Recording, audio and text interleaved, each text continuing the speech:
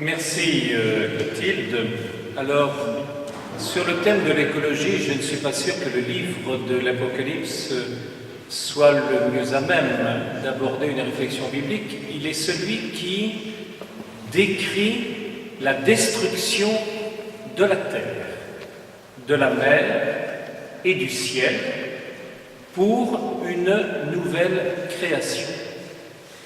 Alors bien évidemment, le mot apocalypse aujourd'hui est utilisé au sens large. Chaque fois qu'il y a une catastrophe, un tsunami, une guerre, on peut employer le terme apocalypse ou l'adjectif apocalyptique.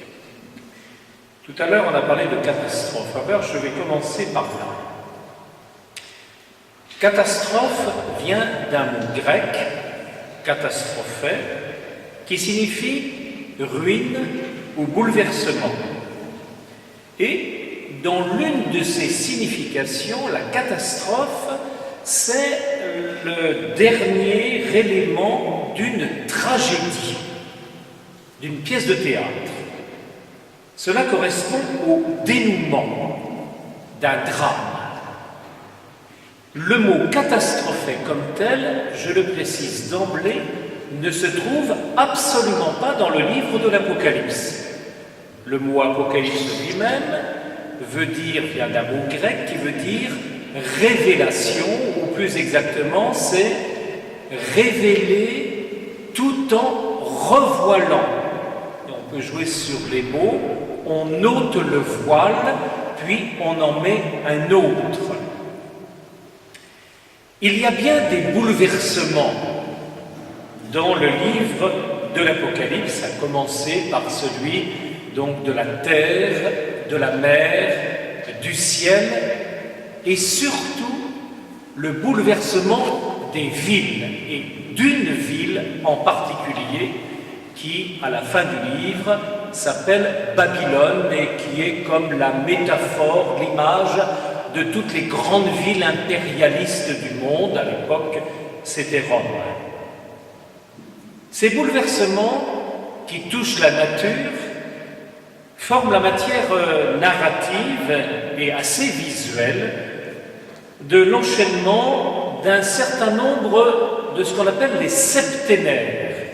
Dans le livre de l'Apocalypse, vous avez ainsi, après une série de visions, la vision du trône et de l'agneau, vous avez un livre et il est scellé, il y a 7 sceaux, alors on les ouvre les uns après les autres, puis avec l'ouverture du 7e sceau, à ce moment-là, vous avez 7 anges qui se tiennent prêts à jouer des trompettes. Vous allez avoir la première trompette, puis la 7e trompette. Et à la 7e trompette, vous allez avoir un événement absolument extraordinaire.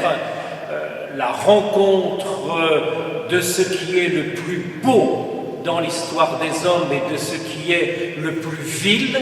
Et à la suite de cette rencontre, vous allez avoir des monstres qui vont apparaître, et après l'apparition de ces monstres, vous allez avoir 7 anges qui vont avoir dans leurs mains 7 coupes d'or, et qui vont les déverser les unes après les autres.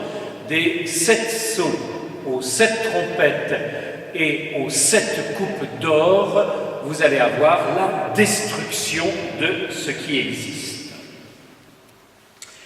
La première image que vous voyez ici est tirée d'un film qui, je crois, est assez connu. C'est un film de Francis Ford Coppola, Apocalypse Now. Alors, je n'ai mis ni la chanson des Doors, This is the End, ni la chevauchée des Valkyries qui accompagne le vol des hélicoptères.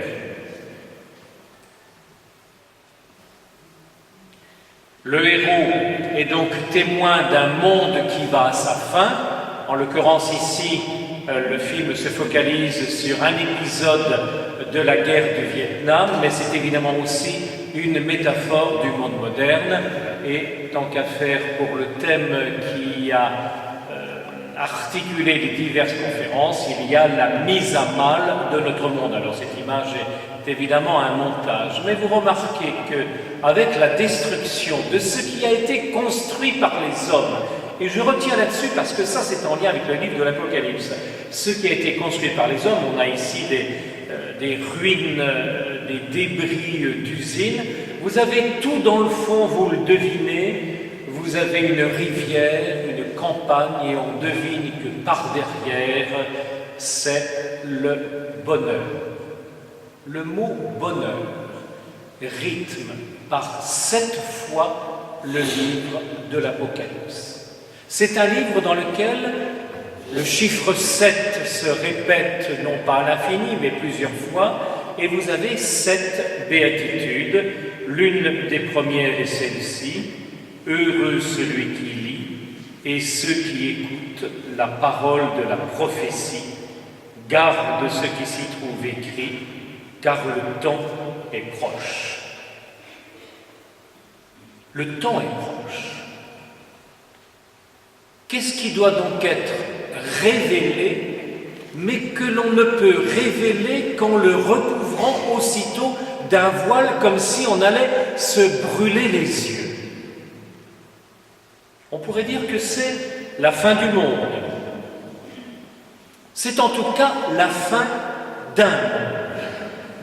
Ici, c'est la chute de la ville maléfique, celle qui est appelée Babylone, et qui désigne, au moment où l'auteur de l'Apocalypse écrit, qui désigne vraisemblablement Rome. Babylone s'effondre. Jean, l'auteur du livre, est témoin de cet effondrement de la ville dans laquelle il y a eu des tas d'esprits mauvais. S'enfuient quelques personnes, vous les voyez, ils s'éloignent par la droite, ils sont d'ailleurs guidés par un ange en haut: fuyez, fuyez Babylone. Ces quelques personnes, ce sont les croyants, ce sont les fidèles du Seigneur Dieu, ce sont ceux et celles qui ont mis leur espérance en Christ et qui échappent à la mort. Ils échappent à la mort pour retrouver la vie dans une ville nouvelle, celle que nous appelons du nom de Jérusalem nouvelle. C'est à la fois une ville et une femme, elle descend du ciel, elle n'a pas d'autre assise que la bonté de Dieu.